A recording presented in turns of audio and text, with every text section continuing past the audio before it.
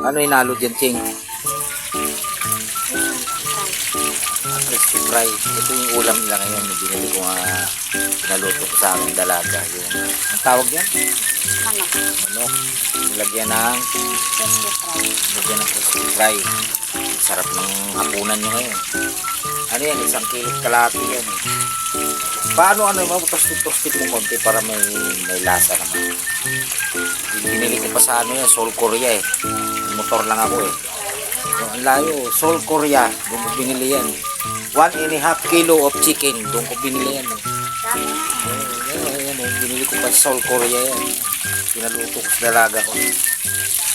Chicken. Pang mahirap na slice. Yan. 4 slice. Pang mahirap na slice yan.